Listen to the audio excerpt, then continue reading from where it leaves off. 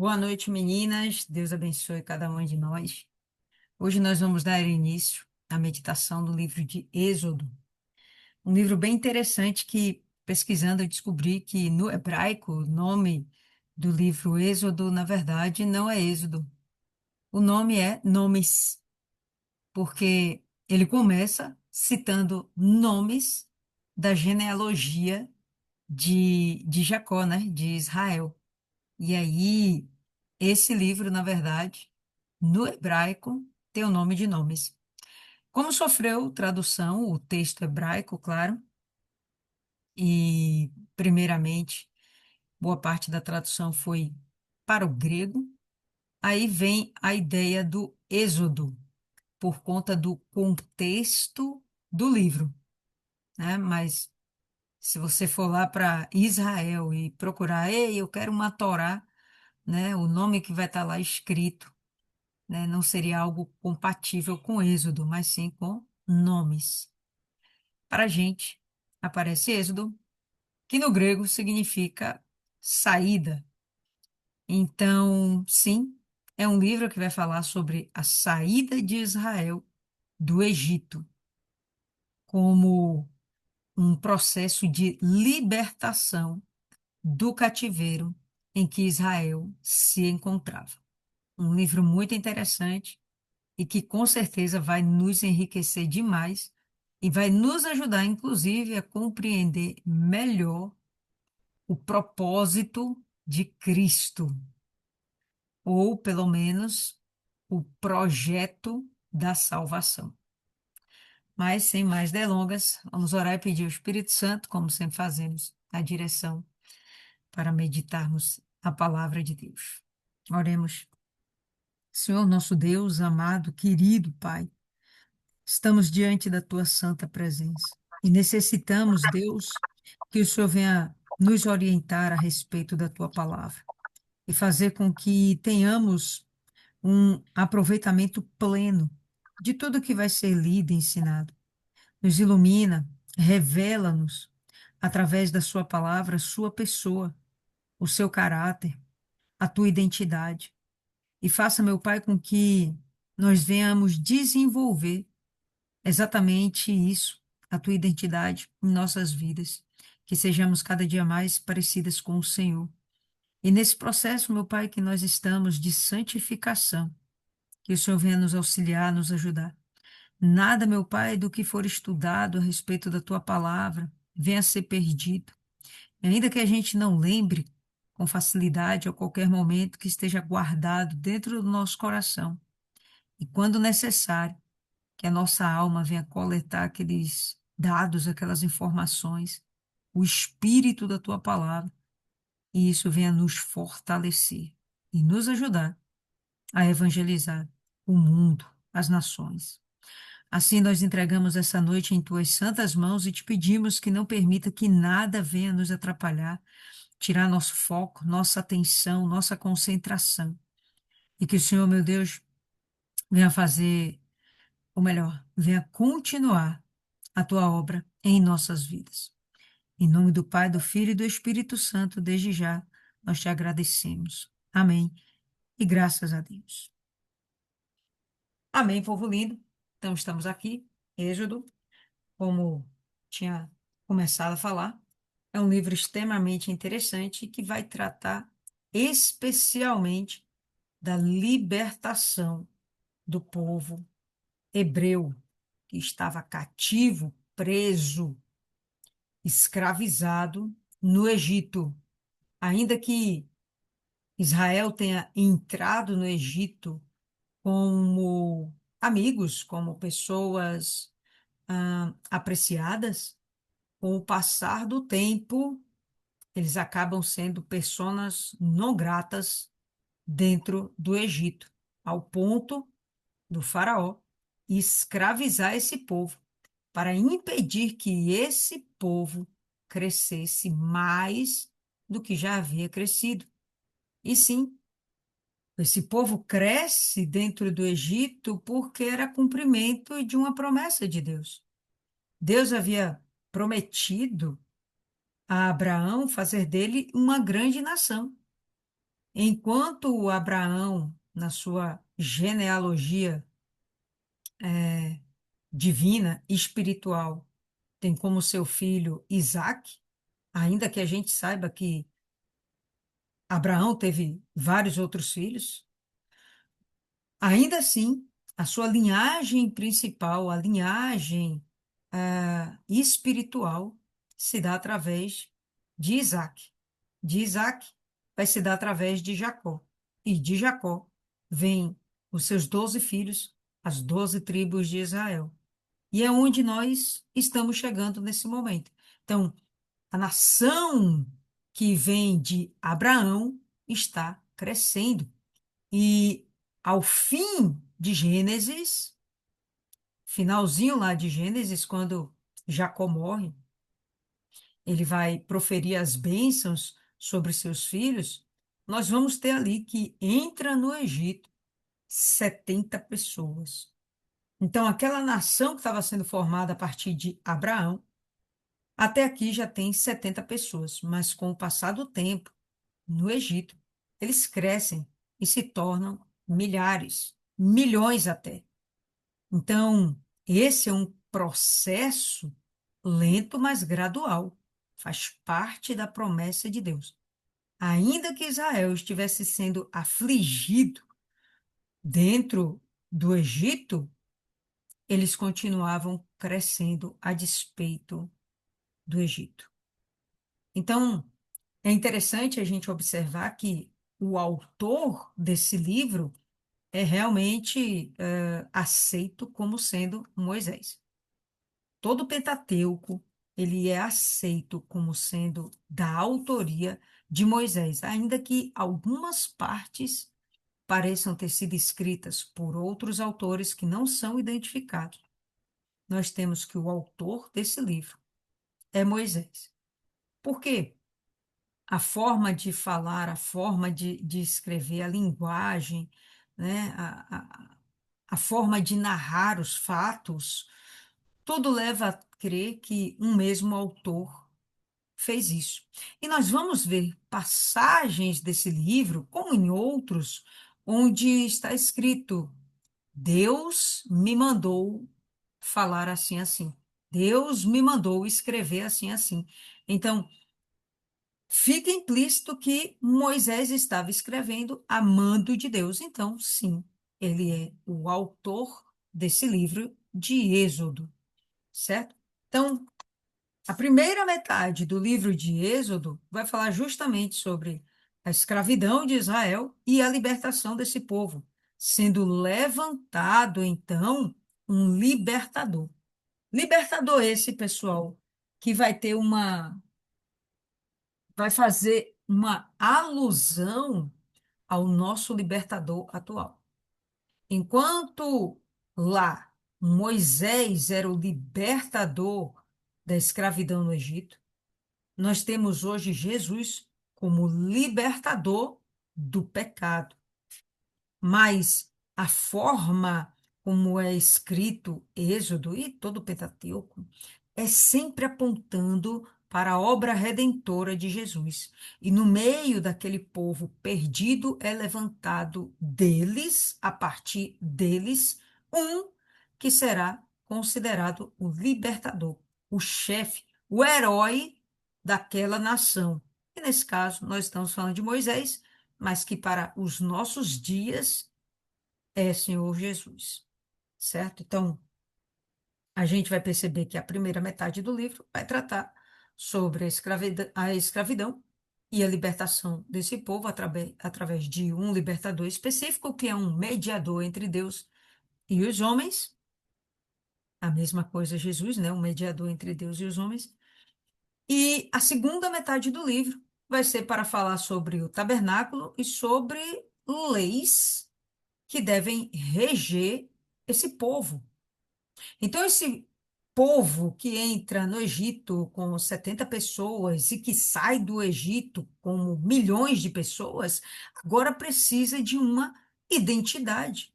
Eles estavam numa terra que não era sua, numa cultura que não era sua, convivendo com deuses que não eram seus, E agora eles têm a oportunidade de terem uma identidade, um Deus, uma língua, uma cultura, um código de ética e moral, uma lei, um governo, um rei, que é o próprio Deus. Essa nação, a partir de então, agora vai ser reconhecida como povo de Deus. E várias vezes a gente vai ver escrito Deus, como se Deus estivesse se referindo a essas pessoas, chamando de meu povo. Então, sim, a nação de Israel vai se tornando, ah, vai tomando corpo, vamos dizer assim. Vai crescendo em número, vai tendo uma identidade e vai sendo uma sociedade complexamente elaborada, com tudo que qualquer sociedade pode ter.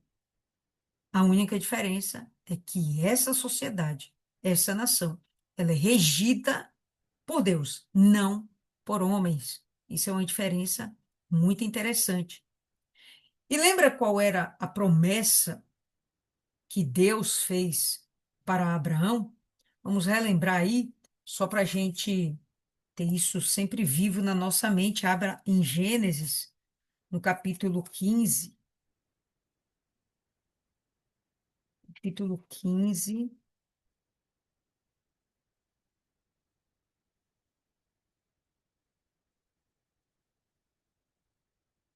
Todo mundo já abriu, só eu que não. Vamos lá? Todo mundo? Capítulo 15, versos 13 e 14. Vamos lembrar isso aqui, ó. Então disse a Abraão, Deus disse a Abraão: Saibas de certo que peregrina será a tua descendência em terra alheia, e será reduzida à escravidão, e será afligida por 400 anos. Mas também eu julgarei a nação a qual ela tem de servir, e depois sairá com grande riqueza. Essa é uma das promessas que Deus fez para Abraão, que seria uma grande nação, mas que essa nação seria peregrina em terra estrangeira, em terra estranha, o Egito. Viveria lá por 400 anos de escravidão, mas sabemos que o povo hebreu permaneceu no Egito por 430 anos. Então, por que ele fala aqui só 400 anos de escravidão? Sim, porque pelo menos 30 anos não foi de escravidão. Os primeiros 30 anos de Israel no Egito foram anos de paz, de regozijo, de alegria, onde eles estavam sendo acolhidos por Israel, ou melhor, pelo Egito, em um tempo de seca e devastação. E mesmo quando a seca e devastação que assolava a terra naquele tempo passou, ainda assim eles eram muito bem recebidos no Egito. Por quê?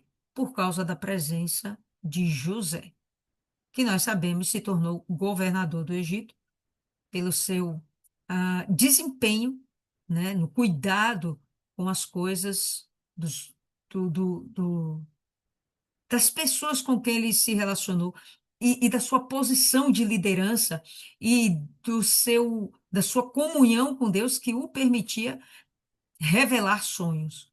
Lembra disso? José revelava sonhos. E ele era um homem muito inteligente, sabido. Ele sabia também gerenciar e administrar as coisas. Então, por conta disso, ele foi um homem muito querido, foi feito como governante de Israel o governante do Egito, e a sua família foi aceita dentro do Egito por conta disso. Inclusive, eles tiveram uma terrinha lá separadinha só para eles. O Egito nem tocava lá. Aquela terra ali pertencia a Israel, tá bom? Agora, deixa eu ver aqui, se eu acho fácil. O capítulo 12 ainda aí de Gênesis, pessoal. Capítulo 12, no verso 1. Ora, O Senhor disse a Abrão, ainda é Abrão, né? Sai-te da tua terra, da tua parentela, da casa de teu pai, e para a terra que eu te mostrarei. Far-te-ei uma grande nação, e abençoar-te-ei, e engrandecerei o teu nome, e tu serás uma bênção. Abençoarei os que te abençoarem, amaldiçoarei os que te amaldiçoarem, e em ti serão benditas todas as famílias da terra. Esse é um outro ponto que eu gostaria aqui de falar a respeito com vocês. Esse último verso. Em ti serão benditas todas as famílias da terra. Esse é um momento onde há a possibilidade de todas as famílias da terra serem benditas em Abraão. Por quê? Porque agora, depois da libertação desse povo do cativeiro do Egito, libertos, eles serão constituídos realmente como uma nação, com uma identidade própria.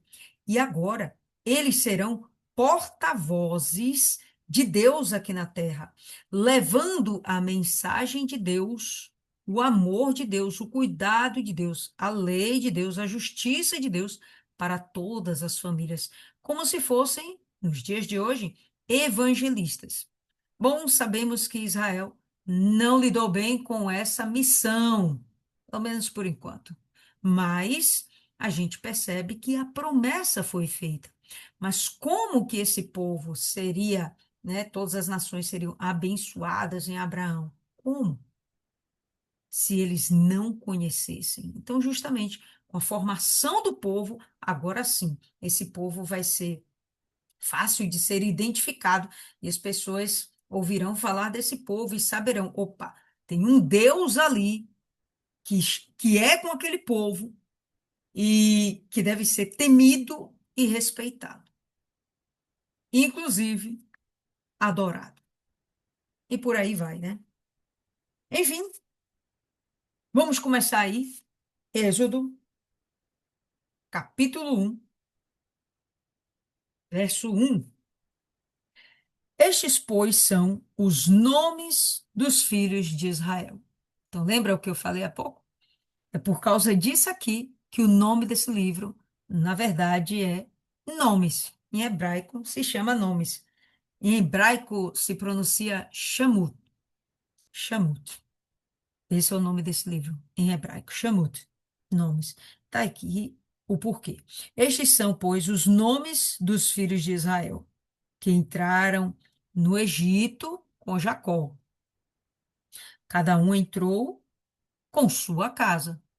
Então, nós temos aí as tribos de Israel, os filhos de Jacó, que já estavam formando suas famílias, seus clãs. E aqui a palavra vai citar o nome de cada uma dessas tribos. Eu acho interessante, pessoal,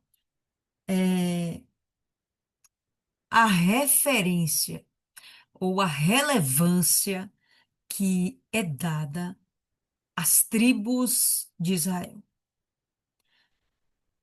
Quando nós vemos aqui essa discriminação, nós não percebemos que isso está em ordem temporal, genealógica. Não é uma ordem por nascimento. A gente vai perceber que é uma ordem por relevância. Eu achei isso interessante. Quando a gente vê de verdade o. Deixa eu botar aqui para relembrar. A ordem do nascimento dos filhos de Jacó, a gente vai ver que primeiro vem Rúben, Simeão, Levi, Judá, Dan, Naftali, Gad, Azé, Issacar, Zebulon, Diná, José e Benjamim. E aqui a gente vai perceber que essa ordem não está sendo respeitada. Mas não é à toa. Por que essa ordem não está sendo respeitada, né? Por ordem de nascimento? Porque está sendo respeitada aqui a ordem de relevância. Alguns desses filhos de Jacó não eram filhos realmente das suas esposas legítimas, mas eram filhos de suas concubinas, filhos das servas das suas esposas. Os filhos das servas, eles são colocados abaixo dos filhos das esposas. Eu achei isso aqui bem interessante. Então a gente vai ver aqui, ó, que Rúben, Simeão, Levi, Judá, Issacar, Zebulon e Benjamim, José não é citado porque José já está no Egito. Esses são realmente os filhos de Lia e Raquel. Faltando aqui citar Diná, que também era filha de Lia. Porém, como mulher, ela não é relevante na genealogia de Israel. Então, só vão ser citados homens, certo?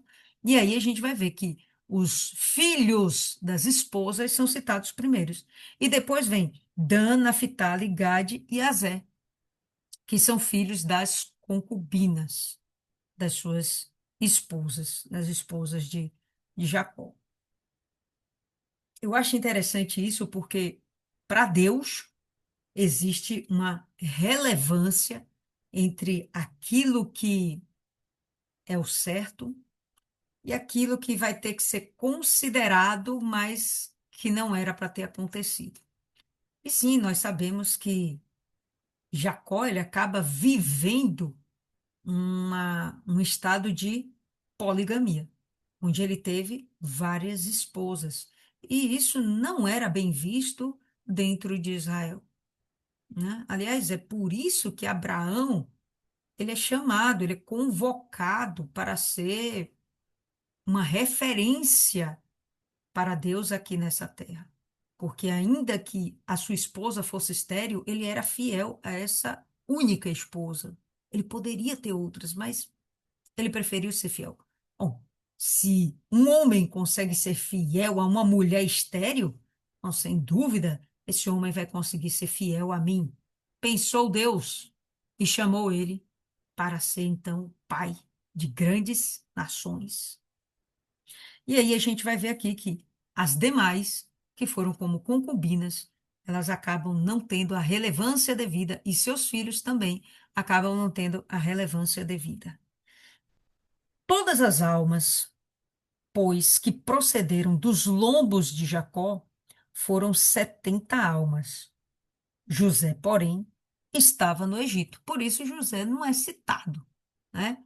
Aqui como ele deveria ser encaixado aqui no verso 3, mas não, ele não é citado, porque ele já estava no Egito, e essas são as tribos que entraram no Egito depois de José estar lá, claramente. Faleceu José e todos os seus irmãos, e toda aquela geração. E os filhos de Israel frutificaram, aumentaram muito e multiplicaram-se e foram fortalecidos grandemente, de maneira que a terra se encheu deles. Que terra? A terra que tinha sido separada para eles, a terra de Gósen, tá?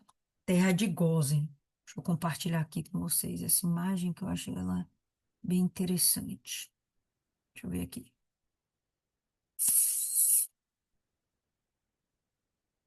Só para que a gente tenha isso em mente. Relembrando, né? Que a gente já viu isso. Então, tá aqui a terra de Gósen, né? Vocês vão ver aqui o Egito. E essa região toda aqui, ó, foi separada especialmente para Israel. Aqui algumas cidades, né? Ramsés, Pitom. Inclusive, foram cidades que tiveram seus celeiros edificados por Israel, no momento que eles estavam sendo escravizados pelo Egito. Mas enquanto eles não eram escravos, eles estavam vivendo aqui em liberdade. E todo o resto do Egito, o seu governo, o seu faraó, o que as classes dominantes, né? Elas não ficavam nessa região, elas ficavam aqui no que eles chamam de Alto Egito. Isso aqui é o Baixo Egito, né? Quando o Rio Nilo já vai terminando, né? E tem o delta do Nilo, onde ele vai desaguar no Mar Mediterrâneo, também chamado de Mar Grande. Então, só para a gente se situar, tá certo? Então, eles estavam lá na terra de Gósen, e nessa terra eles estavam em paz, porque o povo egípcio realmente eles estavam concentrados em um outro ponto, em um outro lugar. Daqui a pouco a gente vai ver isso também, tá certo? E enquanto eles estavam lá, Israel crescia lá em paz, se desenvolvia em paz, e o texto fala que cresceu abundantemente, como eu falei. Isso é o cumprimento do que Deus já tinha falado para Abraão. Nós acabamos de ler. É um povo que vai se multiplicar, independente do que esteja acontecendo. Esse povo não vai parar de crescer, não vai parar de existir. Por quê? Porque, enfim, é o povo escolhido de Deus. E levantou-se um novo rei sobre o Egito, que não conhecera a José, o qual disse ao seu povo. Então, esse rei, esse faraó, ele fala para todo o povo, ele suscita o povo, anima o povo contra Israel, ao qual disse ao seu povo: Eis que o povo dos filhos de Israel é muito e mais poderoso do que nós. Provavelmente eram homens robustos, fortes. Eram homens que viviam da terra, da pecuária. Não eram homens que viviam dentro de palácios, né, comendo comidas requintadas. Não, era um povo trabalhador. Era um povo desenvolvido, se alimentava bem, um povo que não ficava doente. E outro, era um povo que era protegido, guardado por Deus. Então, sem sombra de dúvidas, era um povo que, em número, intimidava qualquer governante. Ainda que Israel fosse um povo pacífico, mas o seu número, a sua aparência era intimidadora. E Israel nem sonhava com isso, nem pensava que isso pudesse acontecer, de eles serem intimidadores. Eles nem sonhavam que isso podia acontecer. Tanto é que passaram-se alguns anos, José morreu, os patriarcas morreram, né? Os filhos lá, Jacó, Rúben, todo mundo morreu, e esse povo continuou por lá, né? Eles não tinham noção de que eles poderiam se constituir em uma ameaça para o Egito. Simplesmente eles estavam lá e não queriam sair, né? Enfim, quando o rei que não conhecia José, percebe que esse povo pode ser uma ameaça significativa para o Egito, então ele toma uma decisão. Então vamos lá. Eis que o povo dos filhos de Israel é muito e mais poderoso do que nós.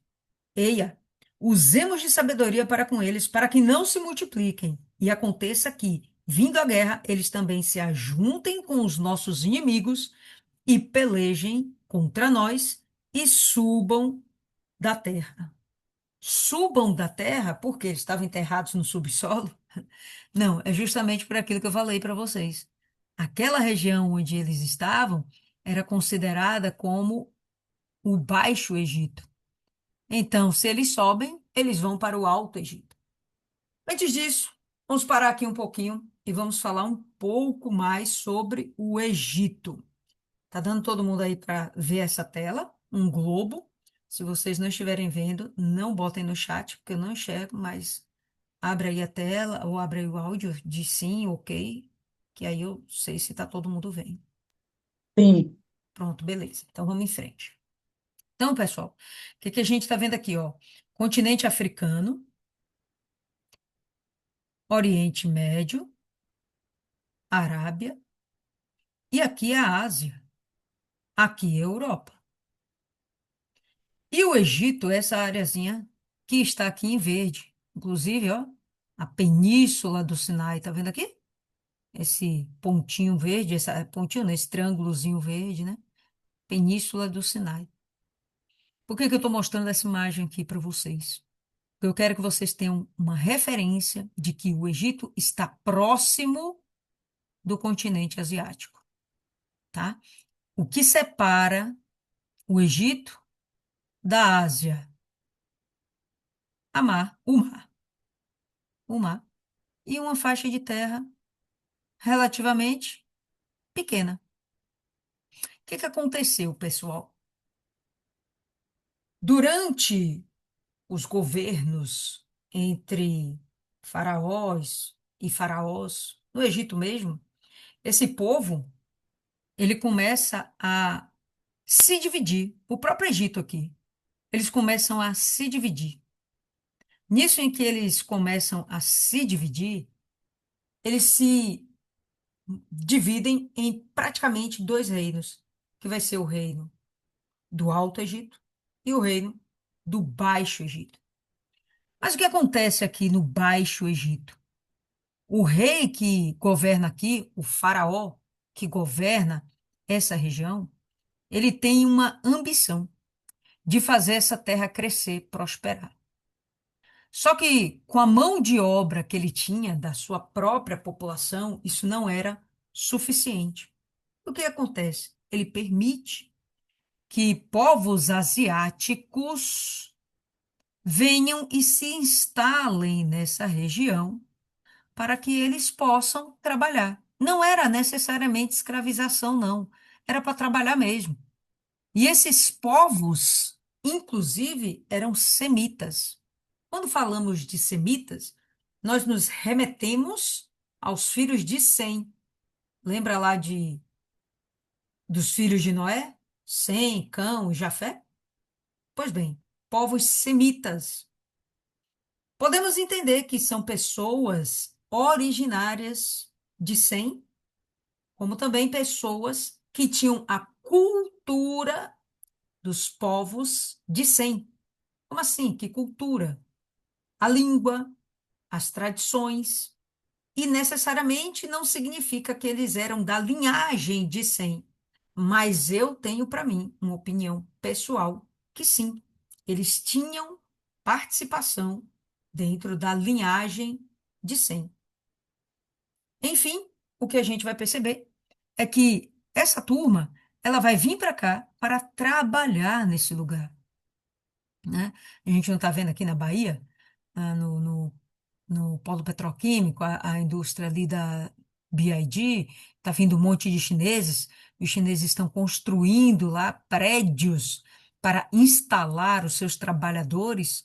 É mais ou menos isso. Vem imigrante de lá, se instala, estão trabalhando, normal, não são escravos, né? Mas esse povo começa a tomar corpo, esse povo começa a crescer. E aqui, só para a gente ter uma noção, a gente vai perceber aqui, ó, o Baixo Egito, que se refere a uma região geograficamente mais baixa mesmo, é como se fosse um desnível, né? Aqui uma região mais alta, ao longo do curso do rio, esse desnível, né? Ou melhor, o nível vai diminuindo até que chega aqui no escoadouro, né? No delta do Nilo. Então, por isso aqui o Alto Egito e o Baixo Egito. E aqui a gente vai perceber que tem construções vultuosas, né? Templos que são erigidos lá para os falsos deuses dos faraós, né? É, tumbas que são construídas. E aqui no Baixo Egito a gente vai ver basicamente só pirâmides, né? Não tem nada assim de tão grandioso, não. Mas, por quê? Porque a elite se concentrava aqui e não estava praticamente nem aí com o povo que estava se desenvolvendo por cá. Mas acontece que esse governo egípcio se divide, vai ter uma elite que fica aqui, vai ter um outro governo que fica cá. Esse outro governo, ele para crescer, desenvolver e dar testa com o Alto Egito, ele vai admitir que estrangeiros se instalem aqui para trabalhar. Estrangeiros, esses povo lindo, que no meio da história eles constroem uma cidade, ou melhor, eles dominam uma cidade chamada Avária, se eu não me engano. Deixa eu ver que eu anotei. Ávares, tá? E é justamente aqui nessa região. Coincidentemente, ou não, é a mesma região de Gósen. Tá aqui, ó. Ávares, Baixo Egito e a terra de Gósen, justamente no Baixo Egito. Estrangeiros ficavam por aqui. Consegue entender isso aí? Estrangeiros ficavam por aí. Então, aqui para a gente ter uma visão mais ampla, os estrangeiros ficavam aqui, a Ásia aqui do ladinho, Oriente Médio, mas o povo forte era mais o asiático nesse tempo. E aí o que a gente vai perceber é que no meio desses semitas asiáticos, vai desenvolver um povo chamado Ixos, que significam governantes estrangeiros ou soberanos estrangeiros. Os Ixos, eles vão se levantar contra o faraó, dali do Baixo Nilo. E não só do Baixo Nilo, do Alto também, de uma forma que os Ixos vão dominar o Egito. Vocês estão pegando a visão que um povo estranho cresceu debaixo do nariz dos egípcios e dominaram o Egito por inteiro por um bom tempo? Pegaram essa visão? Foram os Ixos. No tempo em que Israel chega no Egito, quem está dominando o Egito? Não são os nativos egípcios, não são os faraós egípcios, mas são os faraós Ixos. Eles acabam assimilando a cultura egípcia, mistura com a cultura deles, mas eles absorvem aquele título. Opa, eu sou um governante aqui no Egito, então eu sou um faraó. Porém, eles não eram egípcios, eles eram imigrantes. E como imigrantes, eles não tinham aversão a outros imigrantes. Quando José chega no Egito, os Ixos, o governador daquele tempo, o faraó Ixo, que naquele tempo estava governando o Egito, aceita de muito bom grado o auxílio de um outro estrangeiro, como José. E dá moral a esse estrangeiro. Por quê? Porque eles valorizavam a capacidade do sujeito. Se fosse realmente um líder egípcio nato, talvez eles nunca dessem oportunidade para José crescer politicamente. Mas tudo tem o dedo de Deus, porque se não fossem os Ixos dentro do Egito, governando o Egito, José não teria sido aceito. E o povo de Israel talvez tivesse morrido na seca que assolou a terra por 7 anos naquela época. Deu para entender até aí? Faraó morreu, não é o que está escrito aqui?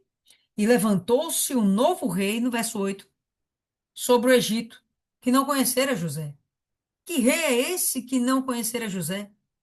Pessoal, foi um rei que realmente se levantou dos egípcios e que eles atacaram, dominaram e exterminaram os Ixos do Egito. Então, aquela estrangeirada toda caiu fora. Quem não fugiu, morreu. E agora sim, os egípcios assumem novamente o controle da terra deles, da sua própria terra, região, cidade natal. E como o gato escaldado tem medo de água fria, o que que acontece com esse faraó? Opa! Um novo povo estrangeiro está crescendo e eles estão se tornando mais fortes e mais numerosos do que nós. Vamos fazer o seguinte: para que eles não cresçam, vamos escravizá-los.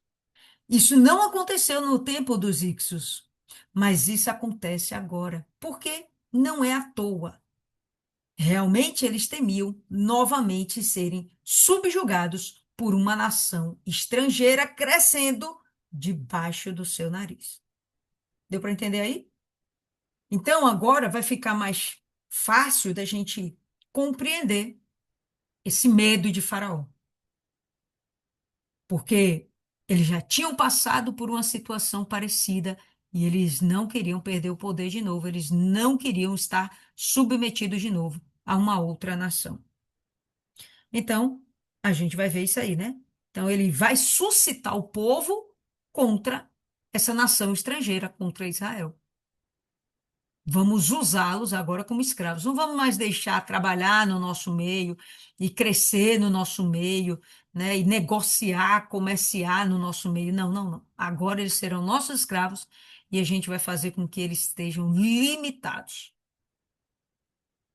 Eia, usemos de sabedoria para com eles, para que não se multipliquem. Aconteça que, vindo a guerra, eles também se ajuntem com os nossos inimigos, com outros povos estranhos, e pelejem contra nós e subam a terra. Saiam de lá do baixo Egito e venham para o alto Egito. E puseram sobre eles maiorais de tributos, para os afligirem com suas cargas, suas responsabilidades, seus deveres, seus trabalhos. Porque edificaram a Faraó cidades armazéns, Pitom e Ramsés, que foi aquilo que a gente viu há pouco. Deixa eu ver se eu trago aqui agora novamente para vocês, que a gente vai ver aqui, ó. Pitom e Ramsés. São cidades que foram erguidas, construídas pelos hebreus, enquanto eles, nesse momento agora, já estão como cativos, como escravos. Acabou o tempo de liberdade, agora eles estão sendo oprimidos, né? Mas, quanto mais os afligiam, tanto mais se multiplicavam e tanto mais cresciam, de maneira que se enfadavam por causa dos filhos de Israel. Os filhos de Israel estavam incomodando, os filhos de Israel estavam ameaçando, intimidando o Egito.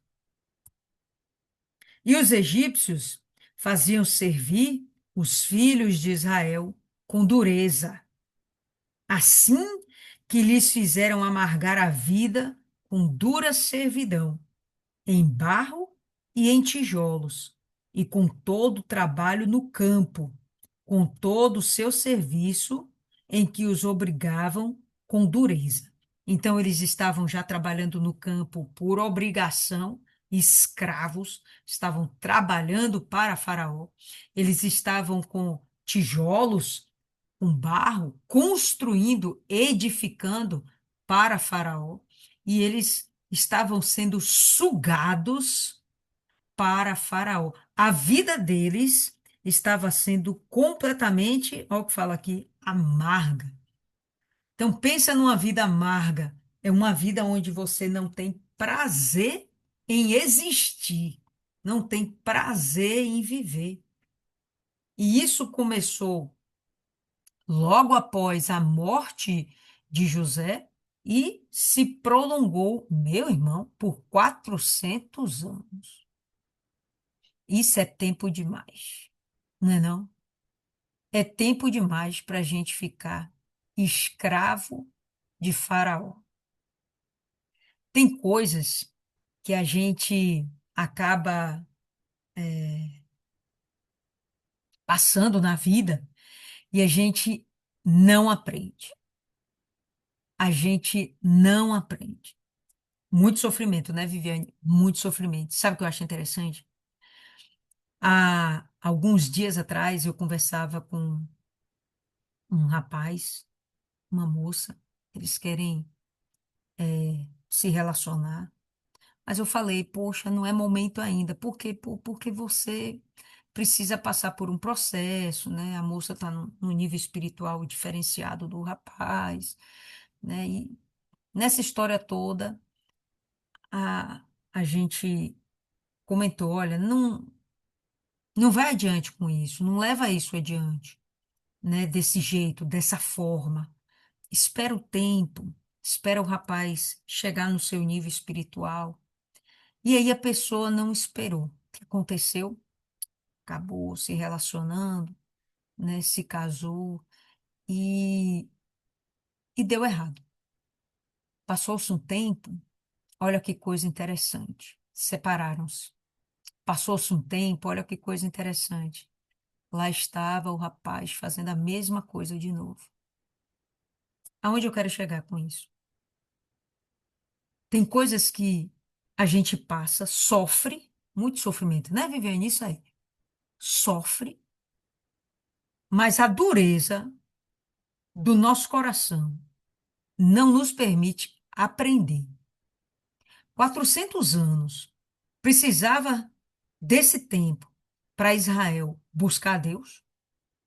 Era necessário 400 anos para que Israel tomasse uma atitude, se rebelasse contra aquela opressão e verdadeiramente buscasse a Deus? Precisava 400 anos. Eles não já estavam passando por aquela dor e não conseguiam aprender? Que nem esse caso desse rapaz que eu estou falando. Não consegue aprender, continua no mesmo modus operandi, sempre fazendo da mesma forma e dando errado. Não consegue aprender. É um exemplo que a gente tem que trazer para a nossa vida. A gente precisa de quanto tempo para aprender? Porque a gente não vai viver 400 anos, né? Se muito vivermos aqui, 110, 115 anos, não sei o tempo que Jesus volta, mas vamos lá, 110, 115 anos. O máximo que Deus permite, 120. Vai precisar passar todo esse tempo para a gente tomar vergonha na cara e aprender, tomar nossas decisões e realmente levar elas a fundo? Eu falava com minha assistente, ela tá doidinha para tomar. Como é que fala, gente? Esses remédios agora, Monjaro, né?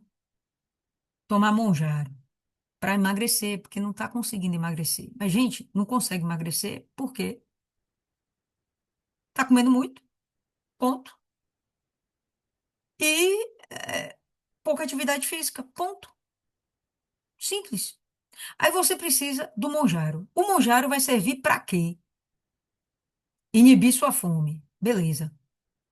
Você precisa de algo que trabalhe na sua mente para que você tome uma decisão acertada. Você é tão fraca que você precisa de algo externo para você tomar uma atitude sábia.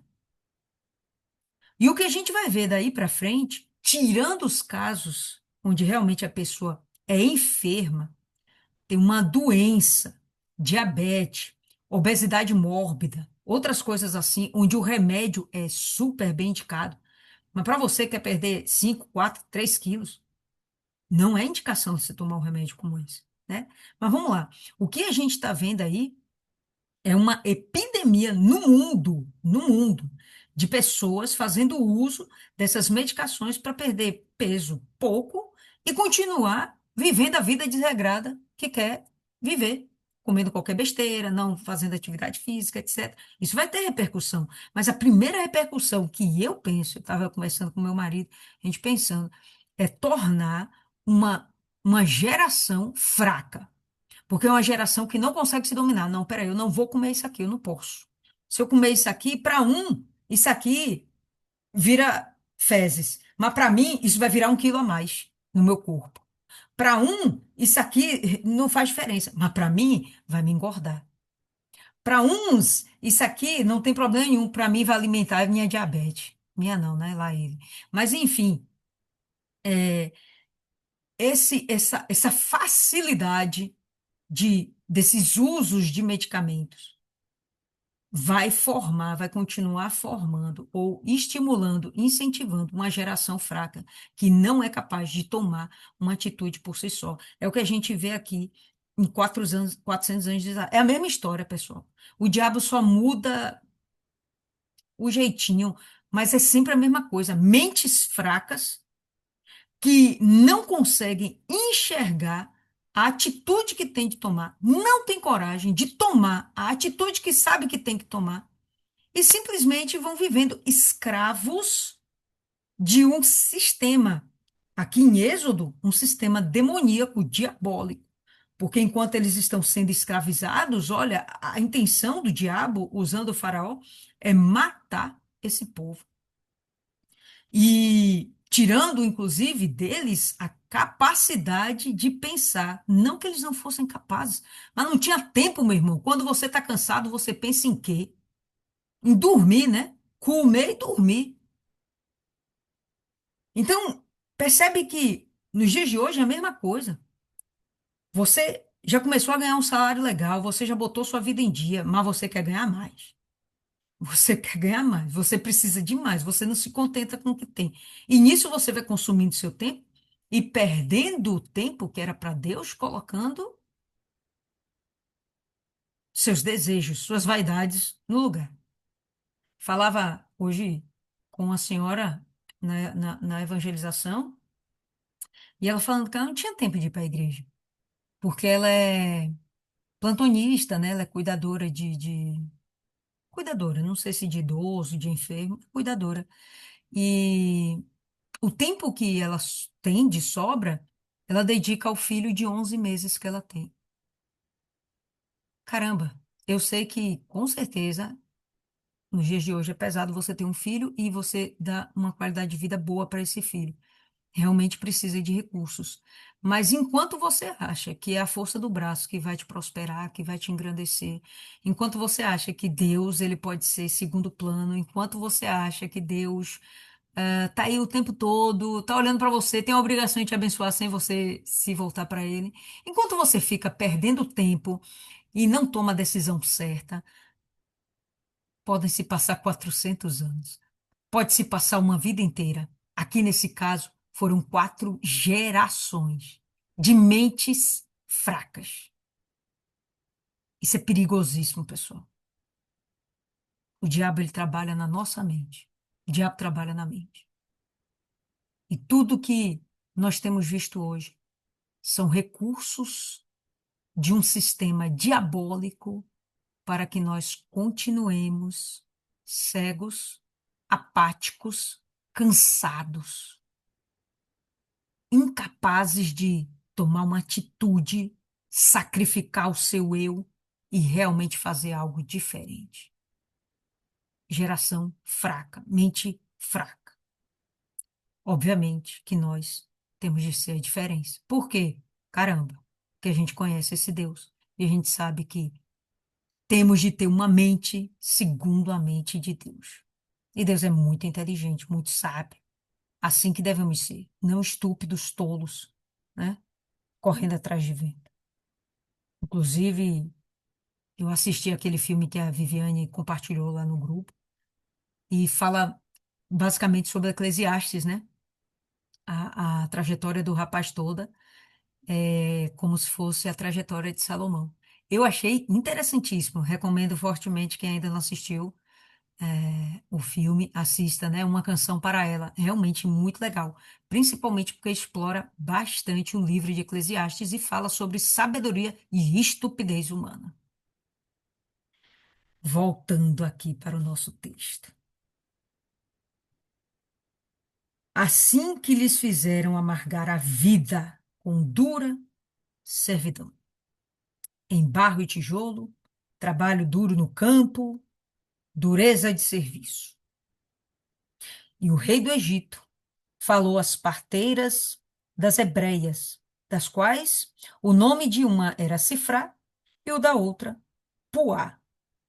E disse: quando ajudardes a dar à luz as hebreias e as virdes sobre os assentos, se for filho, matai-o, mas se for filha, então viva.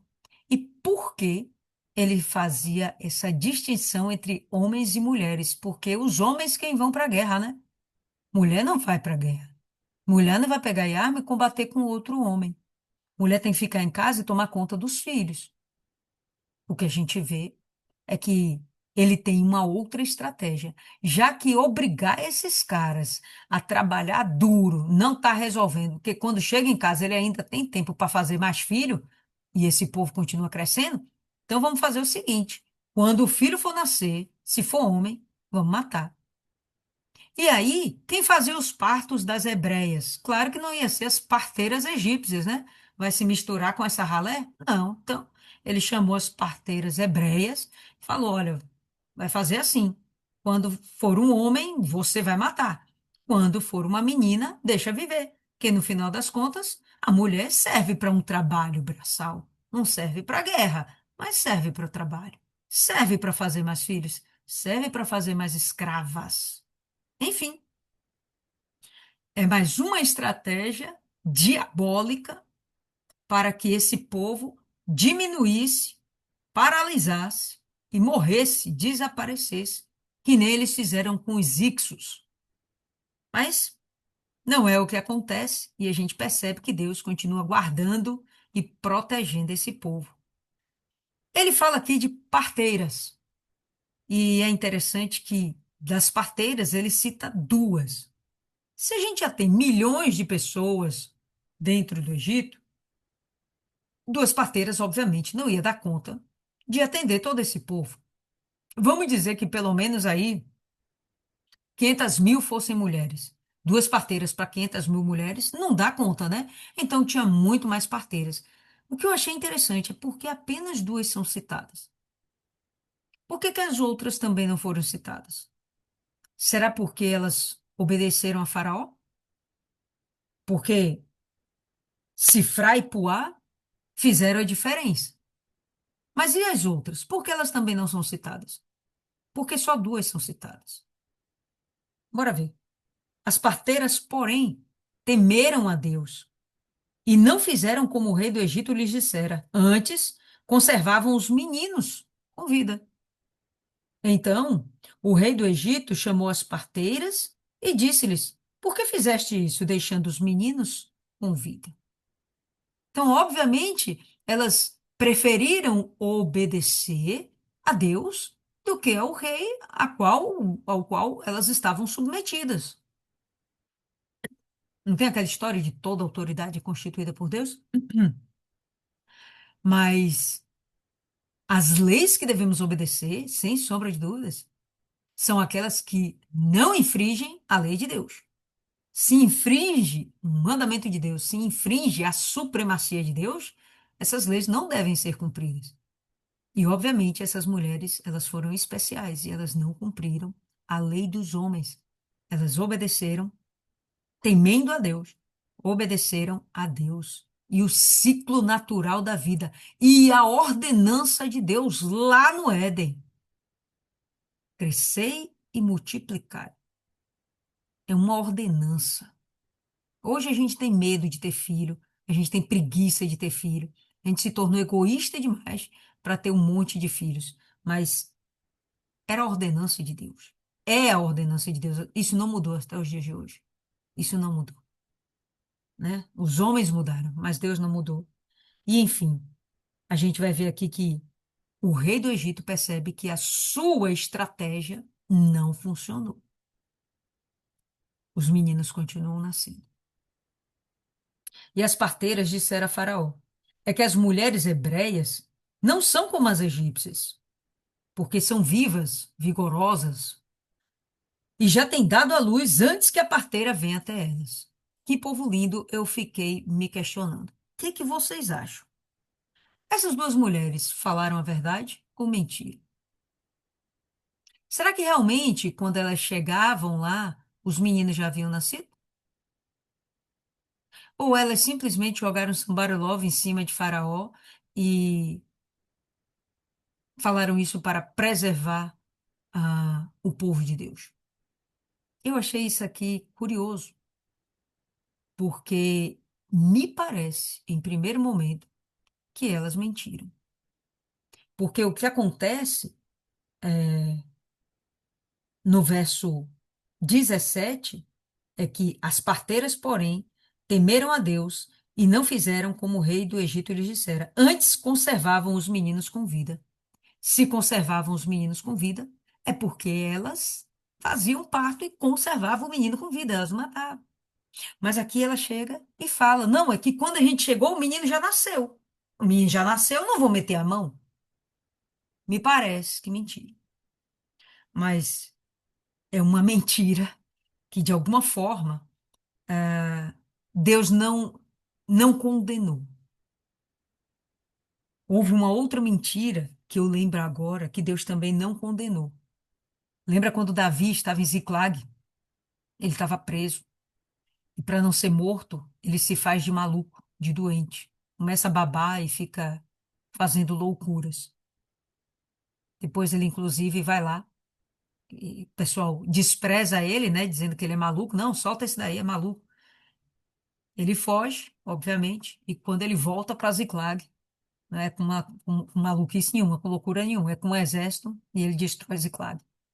Mas o que eu vejo aqui é que quando há necessidade de preservação da vida, quando há um objetivo realmente superior, uma mentira desse jeito, ou talvez uma desobediência a leis humanas, elas não vão ser consideradas como uma transgressão diante de Deus. Não vão ser, pelo menos é a opinião que eu tive, não sei, se vocês têm uma opinião diferente aí, pode compartilhar. Portanto, Deus fez bem às parteiras. Deus foi propício a essas mulheres. E até aqui, das parteiras, a gente só vê duas sendo mencionadas. Só duas obedeceram? Então, não sei se só duas obedeceram, pessoal, mas me parece que sim, porque só duas foram mencionadas, né? Os nomes de pessoas, elas são mencionadas na Bíblia, os nomes são mencionados na Bíblia porque elas são relevantes. Há algo na vida delas que deve ser visto como importante, como uma referência, como um exemplo, ou até mesmo como um mau exemplo, mas está ali como uma referência para que a gente absorva aprendizados. É, ainda teve isso aí, dona Cida, né? Abraão que mentiu, falou que Sara era irmã, e Deus não condenou Abraão por isso. Mas, enfim, há momentos em que, pela preservação da vida, parece que Deus não faz caso da fraqueza humana, né? De apelar para uma mentira. Mas, enfim, essas mulheres, me parecem que só elas duas estavam cumprindo ah, a vontade de Deus. E aí, fala aqui, pois Deus fez bem às parteiras. E o povo se aumentou e se fortaleceu muito. E o povo continuava crescendo. Então, eu me lembro de uma outra passagem que fala assim, ó, toda arma forjada contra ti não prevalecerá. E o que nós estamos vendo são estratégias do diabo, armas forjadas contra Israel, que não estão prevalecendo. Ainda que estejam na servidão, eles estão crescendo. Ainda que estejam sofrendo ameaça de morte, eles estão crescendo. Vamos ver mais para frente o que que vai acontecer. A gente já sabe o final, né? Israel vai vencer. Mas vamos chegar até o final. Tá? Então, e aconteceu que, como as parteiras temeram a Deus, ele estabeleceu-lhes casas. Foi, uma recompensa de elas obedecerem a Deus, terem direito a uma residência, a uma morada. Elas não tinham morada? Não entendi isso aqui. O que que vocês acham? Elas não tinham morada? Elas não tinham casa? Viviam na rua? Essa casa que ele fala é de um lar, uma família? Não me parece ser uma família, me parece realmente ser uma casa, uma morada. Deus abençoou, Deus honrou. Não sei se esse era o pedido delas. Eu quero uma casa, eu quero sair da casa de meus pais, eu quero parar de morar de favor. Não sei, não sei, velho. O que eu acho é que é bem interessante que ele estabeleceu-lhes casas. Haviam lugares, reservados para essas mulheres. Jesus está preparando moradas para aqueles também que são fiéis, né? Serão todos que são fiéis? Sei lá, aqui foram citadas só duas. Mas percebe como o Êxodo, ele vai fazer uma conexão com o plano de salvação, com a ação do Senhor Jesus sobre aqueles que creem nele? Jesus está preparando moradas para nós. Essas mulheres aqui receberam casas. Então, ordenou o faraó a todo o seu povo: ó, já que falar com essas parteiras aí não está funcionando, eu vou suscitar todo o povo. Ele não falou do exército, não. Ele suscitou todo o povo contra Israel, o que eu acho que é pior do que o próprio exército, porque o exército tem um número, mas o povo é muito mais numeroso, né? Então agora é muita gente vigiando, é um Big Brother violento, né? Todo mundo vigiando ali a vida, a intimidade dos israelitas, dos hebreus, dentro do Egito. Vigiando para quê? Justamente para tomar atitudes contra eles. Então, ó, ordenou a todo o seu povo, dizendo: a todos os filhos que nascerem, lançareis no rio, mas a todas as filhas guardareis com vida. Então, a gente vai perceber que o povo vai ter direito de matar. Isso não é normal, pessoal. Nas nações, em todas as nações, é vetado o direito de matar. O direito de matar é do rei, é do governante, é de quem ele decide que morre, né? É do soldado que foi mandado pelo governante, ó, vá lá e mate. Mas, em princípio, nenhum cidadão tem o direito de matar. Isso, inclusive, é visto também nos dias de hoje. Nós não temos o direito de tirar a vida de ninguém.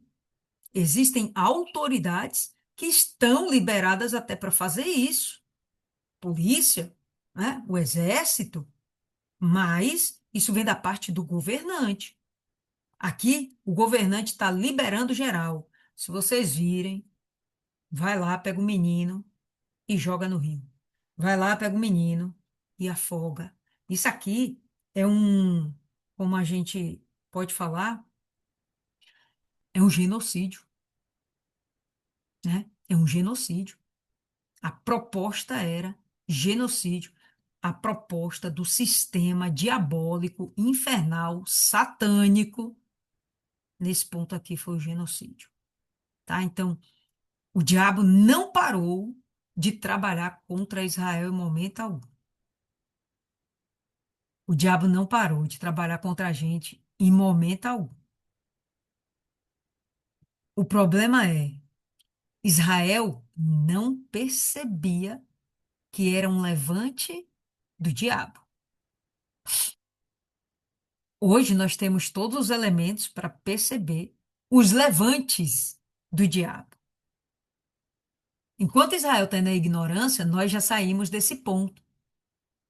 Então eu volto e pergunto: por que a gente demora tanto de tomar as atitudes certas, de obedecer à vontade de Deus, de obedecer o propósito de Deus, de cumprir o propósito de Deus nas nossas vidas? Por que nós temos tanta resistência? E eu não estou falando, é, pon- apontando aqui para ninguém, não. Eu estou falando de todos nós. Que quando a gente vai ver, nós estamos resistindo a Deus de alguma forma.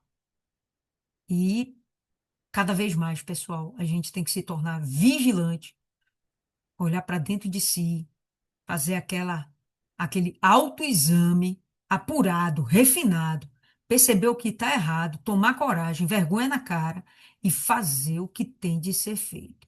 Deixar de ser uma geração fraca que estava aqui sendo escravizada e nos dias de hoje nós sermos escravizados, né? Eu falei aí, citei alguns exemplos, sendo escravizado pelo sentimento, sendo escravizado por alimento, por comida, né? Sendo escravizado por preguiça, por comodismo, por acomodação, sendo escravizado por não querer aceitar o propósito de Deus, né? Não querer sacrificar. São coisas que nós temos de realmente pensar, ponderar e mudar, entendeu? Escravizados por internet, bem falado aí, Isis. Escravizados por internet. Eu fiz aí esses 21 dias do jejum Daniel, eu imagino que vocês também devem ter feito. E eu procurei, até o íconezinho do Instagram eu tirei da minha tela principal. Porque é incrível, mas você pega a desgrama do celular, o dedo vai lá, PUC, WhatsApp, depois do WhatsApp, PUC, Instagram, né? O dedinho já vai. Você nem quer, é hábito. E se a gente não se dá conta, é verdade, cara. Somos escravizados. E a gente tem que se aperceber disso, das nossas vaidades. E quando eu falo vaidade, é de coisas vazias, não é de luxúria. É de coisas idiotas que a gente se prende para fazer, se apega para fazer, e a gente acaba perdendo o tempo precioso da nossa vida, tudo que nós temos de mais precioso, né, nessa vida, além da nossa alma, é o tempo que não volta mais, né? Perdeu já foi. A alma a gente pode até tirar do inferno, né? Vai para o inferno, volta. Mas tempo já foi, perdeu, perdeu, não tem como, né? Isis aí lembrando que o povo alemão foi incitado a discriminar os judeus. Verdade, isso mesmo. Você vê que o diabo, ele ao longo do tempo, ele vai usando as mesmas estratégias. O cara é tão. A gente. Ele confia tanto na nossa cegueira espiritual que ele nem se dá o trabalho, às vezes, de inovar. Nem se dá o trabalho de criar uma perturbação nova. A gente tem que ficar ligado, atento. Povo lindo, a gente tem 8 minutos. Vamos lá. Me diga aí, Dona Cida, o que que ficou hoje para a senhora, Dona Cida?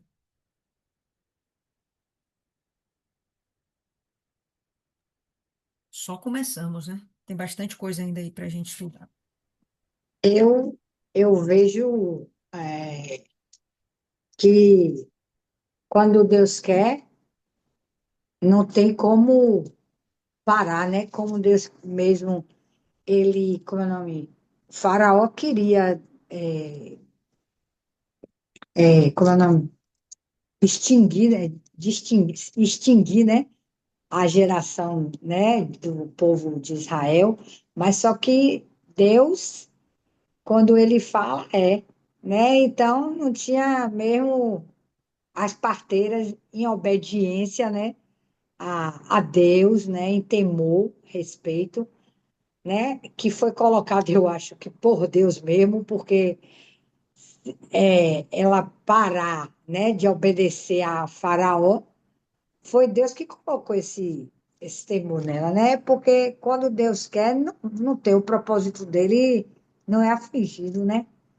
E ainda que o Faraó tivesse medo da população, né, do povo de Israel crescer, para que, como é o nome, não exterminasse a dele, né? Porque quanto mais homens, mais forte ficava o povo de Israel, né? Então, é isso. Quando Deus quer, não tem. Não tem como parar a promessa de Deus. Foi Israel e acabou. E sobre a mentira, eu sempre tive isso comigo, dona Lília. Eu disse assim, uma mentira que não prejudica a pessoa, né? Nem eu, nem aquela outra pessoa, saindo do assunto, eu acho que Deus não vai condenar aquela pessoa porque falou aquilo, né? Para não. Porque tem vezes que a gente. Já pensou se a gente fosse totalmente verdadeira? A senhora está me entendendo o que eu estou falando? Ia machucar as outras pessoas, está entendendo? Então, eu acho que quando se trata de algo que não vai prejudicar nem a mim nem a senhora, eu acho, e nem os outros, eu acho que Deus ele não vai me condenar, né? É não pegar o hábito de ficar mentindo, né? Por qualquer coisa, mas eu acho que eu vejo aqui algumas passagens que fala, né, que algumas pessoas teve que se sobressair através de. É porque eu não estou lembrando assim, mas teve Moisés, né, aquela parte que ele ficou falando, né, para não se prejudicar. E Abraão, essas pessoas também, né? Então, eu acho que Deus ele não vai condenar a gente por causa disso. E a promessa de Deus, ela não falha, né? Fica aí o medo do faraó, né? Não impediu dele fazer isso, como é o nome, cumprir a promessa, né? Ainda que ele quisesse pegar as crianças e matar, né? A promessa de Deus tinha que ser feita, não tem como. Quando Deus quer, é e acabou.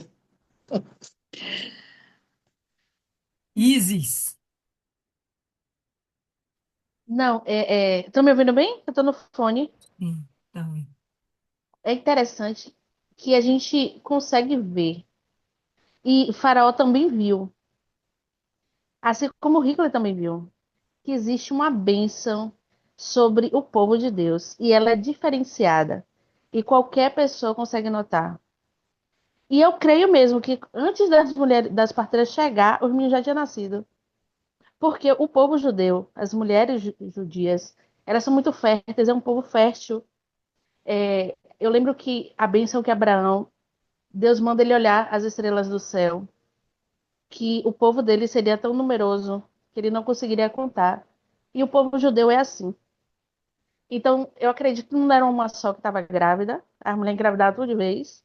E quando tá sentindo as dores, a outra também tá sentindo, fez um parto, quando vai fazer o outro, já nasceu. Porque é assim que o povo de Deus se multiplica, porque existe uma bênção sobre eles. É realmente para eles se multiplicar.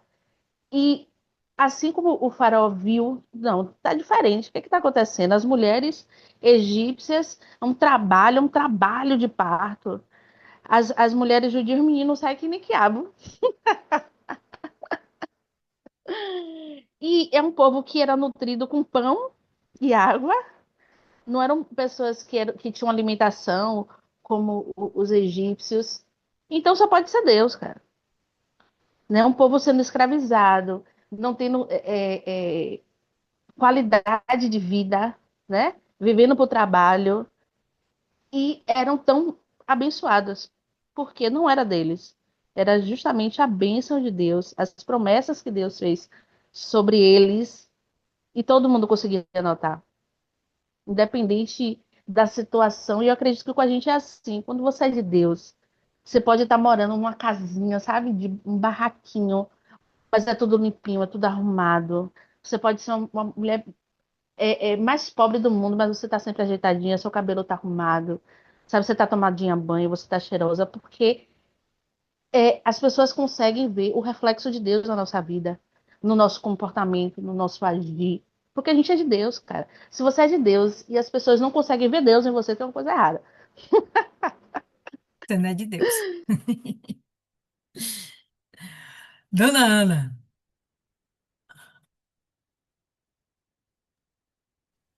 Boa noite. Boa, dona Ana. Dê a sua opinião e a senhora já pode fazer a nossa oração final, tá? Tá certo. Eu vejo aqui também, assim, que o temor, né? Deus, as parteiras, elas temeram a Deus e preservou os meninos, né? Preservou as crianças. Então, isso aí agrada a Deus, porque mesmo elas não sendo, eu não deu para ver se elas eram também hebreias, mas elas fizeram isso. E, sendo assim, é a mentira. Como diz a palavra de Deus, que a palavra da gente tem que ser sim, sim, não, não. Às vezes sai uma mentira assim e realmente é uma coisa que não é premeditado. E na mesma hora eu me arrependo, meu Deus, me perdoe, porque eu não queria e aconteceu. Mas eu fujo mesmo de mentir, esse negócio de telefone mesmo. Ah, diga que eu não estou. Não, não conte comigo, não, porque eu não concordo. E é isso aí, Deus, ele escolhe, né? Ele vai traçando, ele já tem tudo prontinho ali, já está com tudo, tudo já está traçado, escolhido ali para todo mundo. E aí a gente vai cumprindo, né?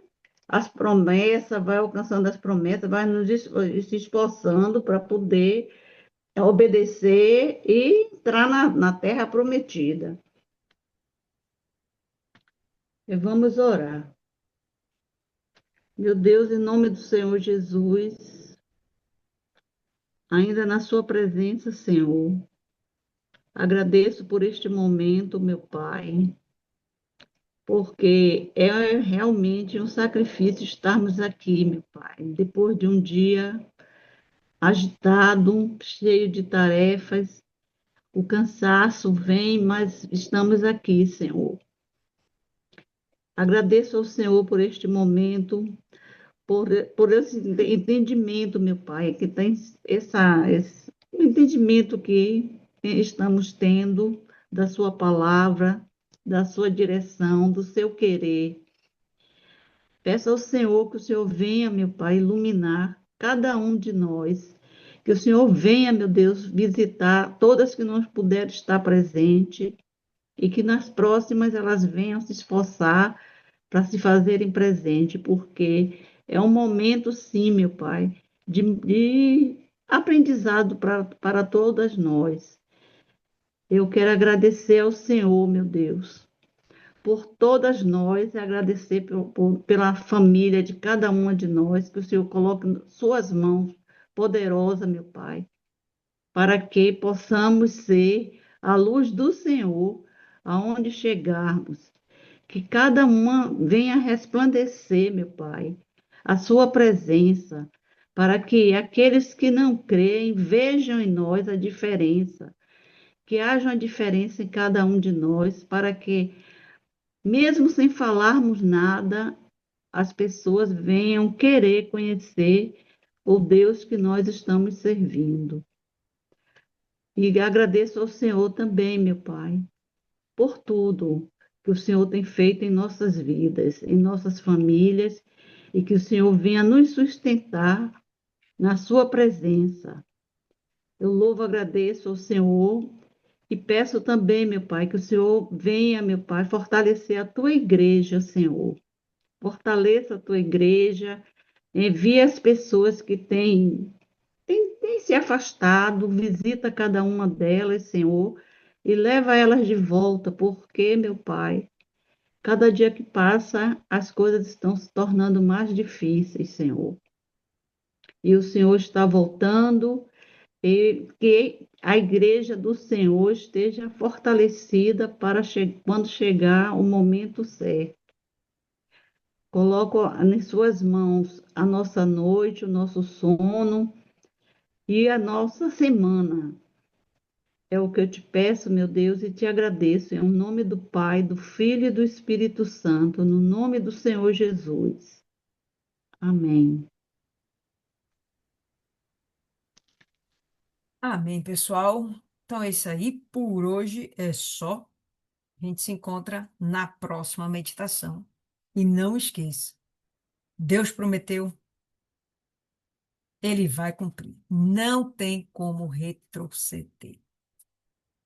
Até a próxima.